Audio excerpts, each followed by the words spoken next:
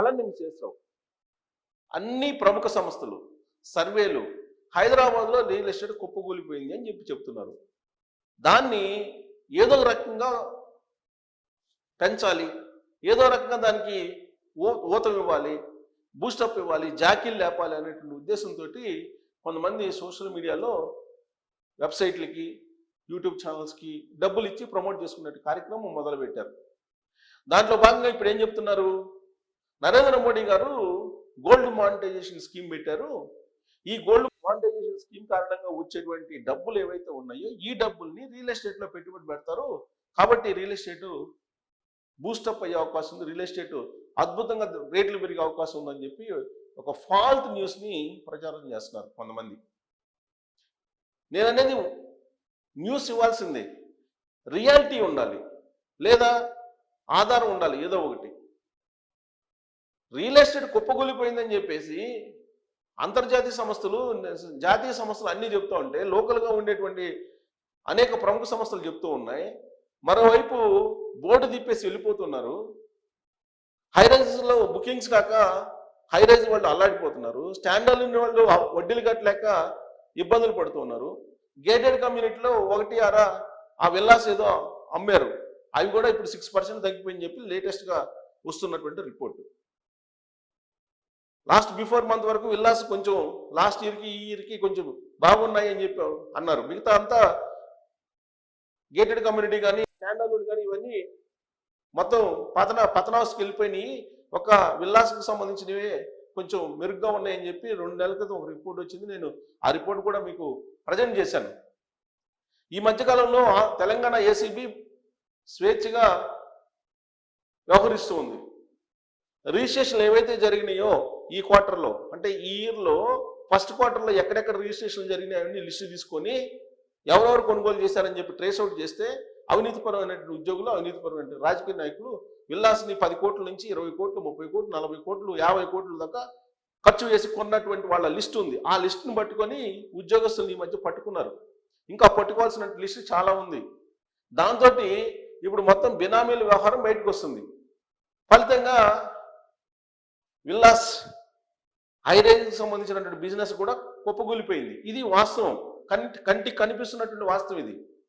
దీన్ని మభ్యపెట్టేసి మ్యానిపులేట్ చేసి అద్భుతంగా రియల్ ఎస్టేట్ ఉంది అని చెప్పేటువంటి ప్రయత్నం ఏదైతే ఉందో ఇది మధ్యతరగతిని, ఎగువ మధ్యతరగతిని నిలువున ముంచడమే. ఒక హైదరాబాద్లోనే కాదు, రియల్ ఎస్టేటు అమెరికా నుంచి అమరావతి దాకా అలానే ఉంది. హైదరాబాద్ గురించి ఎందుకు ఎక్కువగా మాట్లాడుకుంటున్నాం అని అంటే, ఎక్కువగా హైదరాబాద్లో కొనుగోళ్లు అమ్మకాలు జరుగుతూ ఉంటాయి కాబట్టి. గతంలో బెంగళూరు పరిస్థితి అలా ఉంది, ముంబై పరిస్థితి అలానే ఉంది. కాకపోతే బెంగళూరు, ముంబై కంటే దారుణమైన పరిస్థితి హైదరాబాద్కు ఉంది కాబట్టి హైదరాబాద్ గురించి మాట్లాడుకుంటున్నాం. ఇప్పుడేమంటున్నారు, నరేంద్ర మోడీ గారు గోల్డ్ మానిటైజేషన్ స్కీమ్ పెట్టారు, 50,000 టన్నుల బంగారం ఆర్థిక వ్యవస్థలోకి రాకుండా ఉంది, దాన్ని ఆర్థిక వ్యవస్థలోకి తీసుకురాబోతూ ఉన్నారు.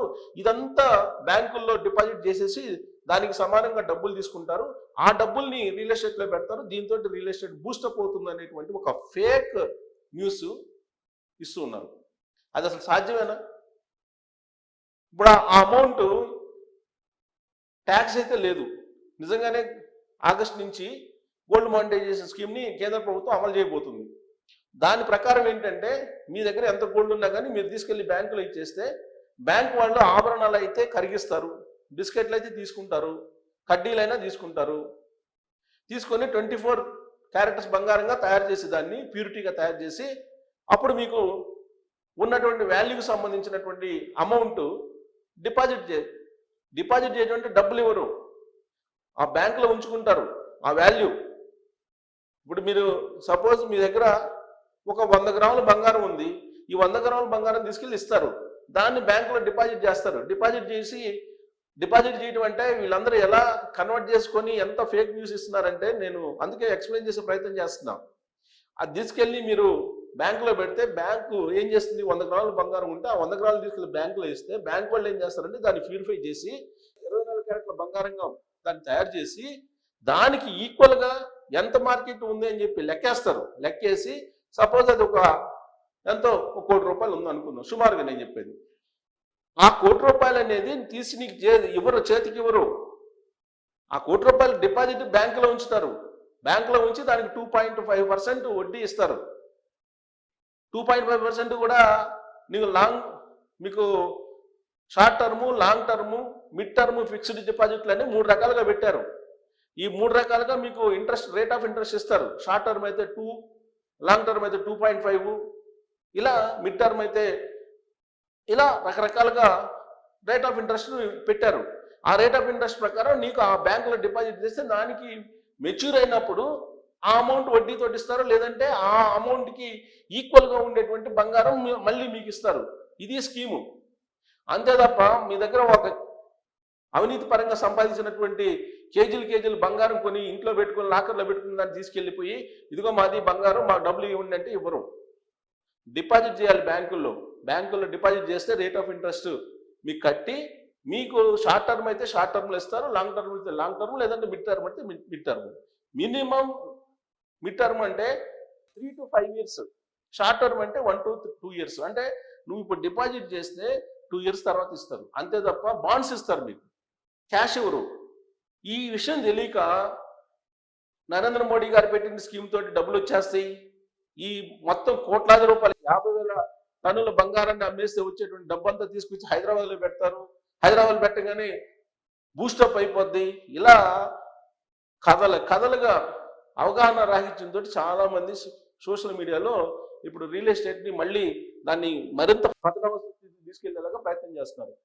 ఉన్న విషయం ఆర్టిఫిషియల్గా క్రియేట్ చేయకుండా ఉన్న మార్కెట్ ఉన్నట్టే కనుక చూపించినట్టయితే ఈ పరిస్థితి వచ్చినది కాదు. కేసీఆర్ గారు ముఖ్యమంత్రిగా ఉన్నప్పటి నుంచి దాన్ని ఆర్టిఫిషియల్గా పెంచి ఇప్పుడు రేవంత్ రెడ్డి గారు దాన్ని డబుల్ చేశారు. ఆ కారణం చేత ఇప్పుడు ఎప్పుడైనా నిజం నిలకడగా తెలుస్తుంది అంటారు కదా, ఇప్పుడు రియల్ ఎస్టేట్కి సంబంధించిన అసలు వాస్తవం ఏందనేది ఇప్పుడు బయటపడింది. అందుకే చాలా కాలం చెప్తున్నా నీటి బుడగా అని. ఇప్పుడే కాదు, ఇప్పుడు కొన్ని కంపెనీలు పెద్ద కంపెనీలు క్యూలో ఉన్నాయి బోర్డు తిప్పేయడానికి, బ్యాంకుల్ని నట్టేట ముంచడానికి రెడీగా ఉన్నాయి. వినియోగదారులు ఇప్పుడు రోడ్ల మీద రోజుకు ఒక కంపెనీ దగ్గర ధర్నాలు చేస్తున్నారు. ఇలాంటి పరిస్థితి ఉంటాయి రియల్ ఎస్టేట్లో. ఇప్పుడు అదేదో పుంజుకుంటుంది, ఇలాంటి వార్తలు ఏదైతే ఉన్నాయో అవి ఫేక్ వార్తలు. అవి ఇంకొక 2-3 సంవత్సరాల పాటు ఇది కోలుకునే అవకాశం లేదని నిన్నగాక మొన్న సర్వే సంస్థ చెప్పింది. పెద్ద సర్వే సంస్థలు చెప్తున్నాయి. జేపీ మార్గాన్ లాంటి కంపెనీలు అలాంటివన్నీ రియల్ ఎస్టేట్కి సంబంధించినటువంటి అనేక సర్వే సంస్థలు చెప్తూ ఉన్నాయి. కాబట్టి మోడీ స్కీము రియల్ ఎస్టేట్ మీద బూస్టప్ చేస్తుంది అనేది అబద్ధం. రియల్ ఎస్టేట్ ఇప్పట్లో కోలుకోదు.